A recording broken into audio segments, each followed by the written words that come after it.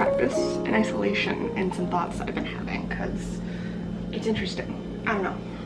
Got some Clubby coffee here in a thermos, so it actually stays warm most of the day, but I don't know.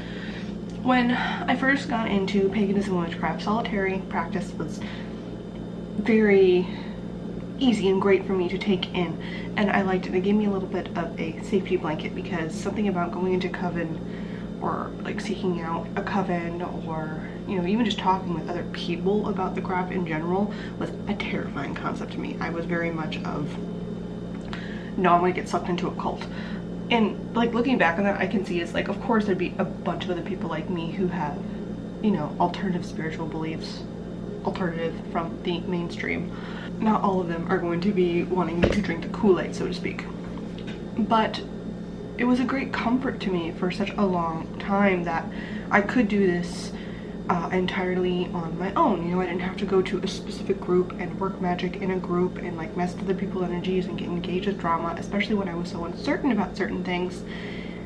And when you're uncertain, you can be hyper aware of the fact that you just don't want to be pressured, because you could agree with what they're saying or you could not. And if you're under too much direct influence right away when you are unsure at certain times, you can, I don't know, I guess lack the confidence to stand up and say, no, I don't believe that. Or you can feel yourself being led down a path, then like ultimately you look back at it and go, that wasn't for me at all. Like, and I've had certain, I don't know, instances of that when I've attempted to explore bits of spirituality before. I've had people who are really into certain like new age philosophies like really be like, that's not how it works. And the minute anyone tells me now that's not how it works, I'm sorry, but none of us entirely know how any of this works. So I now know that that can kind of be a red flag or something I should look out for.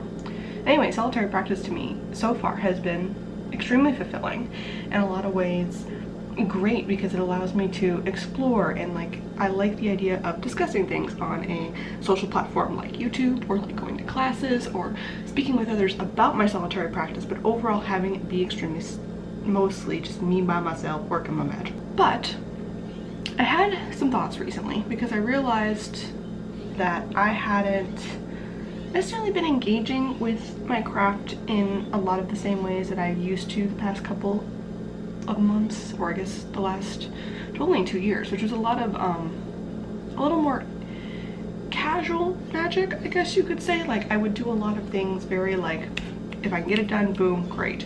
And I suddenly felt myself craving more grandiose rituals. Like I wanted to do a whole thought out thing. I'm doing more thought out things with an entire month dedicated to Persephone, with certain things I need to hit. Same thing now with Loki, as we are in the month of July.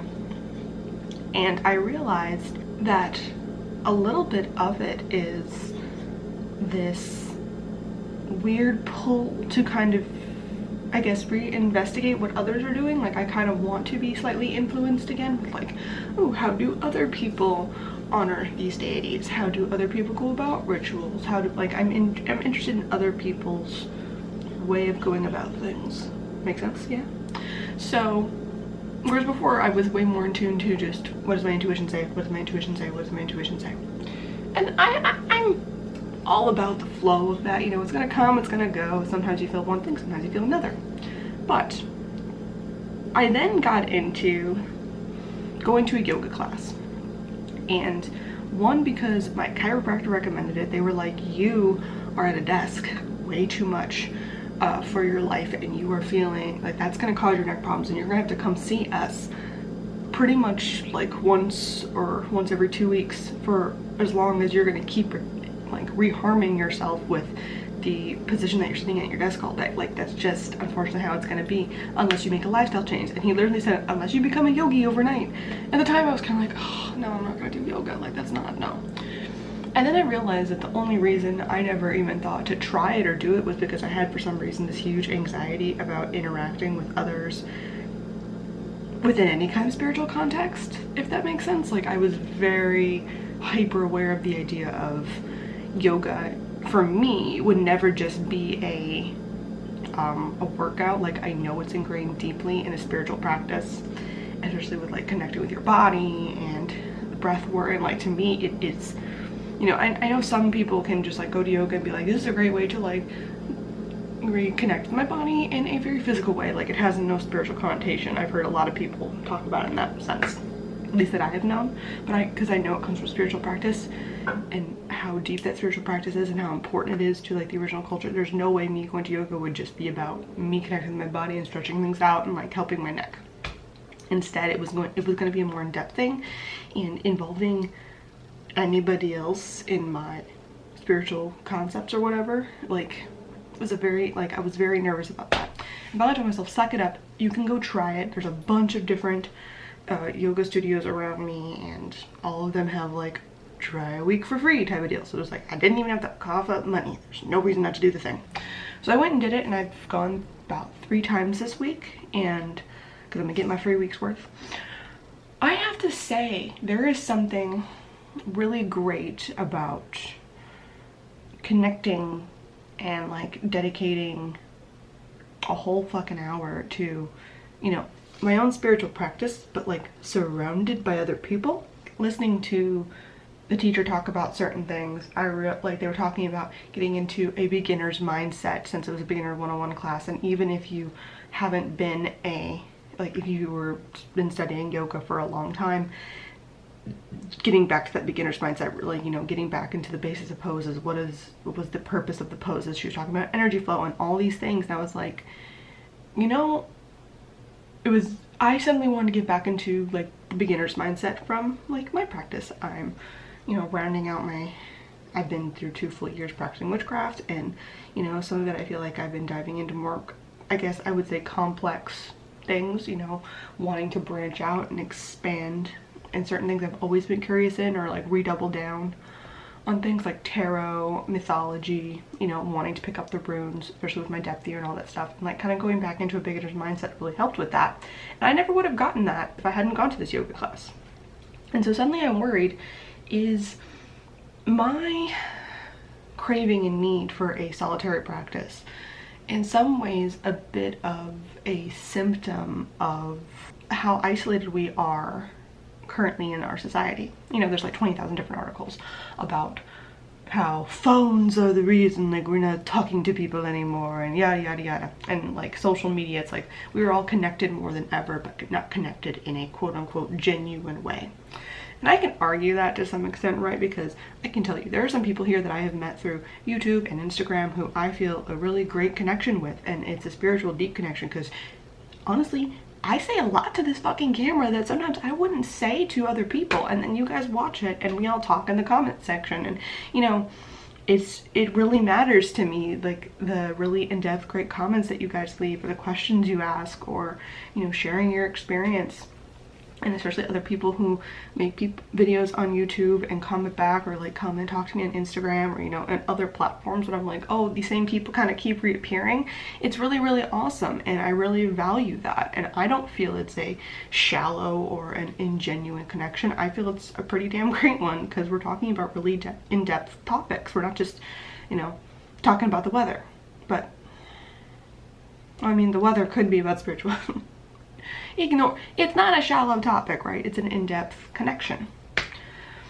And that, I think, it's super important, because I don't know, if I was entirely isolated, like the idea of like spirituality isolated, like a monk up in the cave, the hermit, you know, that concept of just like being entirely isolated from the world around is important at times.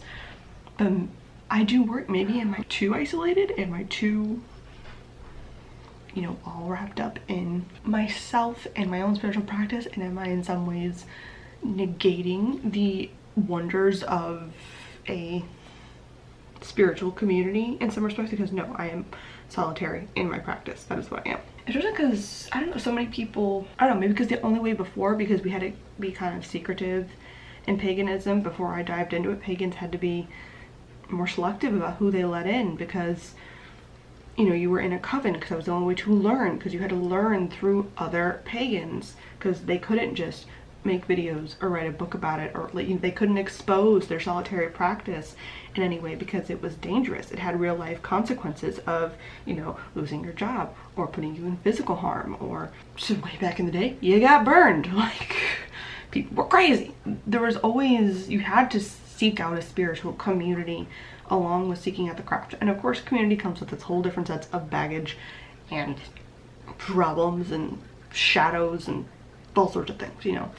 I don't necessarily say that one is better than the other, but I do wonder at times if that community is so much more important than I originally thought it was, because especially like thinking back to all the different mainstream religions, even across the world, and you know, the idea of going to church or temple or mosque and like having that connection with other people and building your community around your religious beliefs, which for a long time that's kind of how it worked. It was like, no, this we go along with these people because these people think how we think.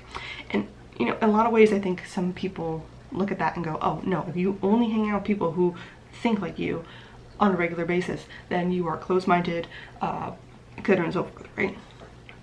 But a lot of times it's not so much of just it's because I don't like the other people. Like, I feel myself being like, listen, if I am thinking of my life within a certain parameter of, you know, magic exists, there are energies that we can manipulate and mess with, and there is a reason to do things like self-improvement and think about how I'm living my life and manipulate with things and mess with my psyche and yada yada yada. Like, these are all things I think are extremely valuable and need to be looked at all the time. And if other people are negate that entirely or have other values that they think are a higher pedestal, you know, it's really hard for me to connect with them, because like I guess the groundwork for how we live our lives is so vastly different in a lot of ways, right?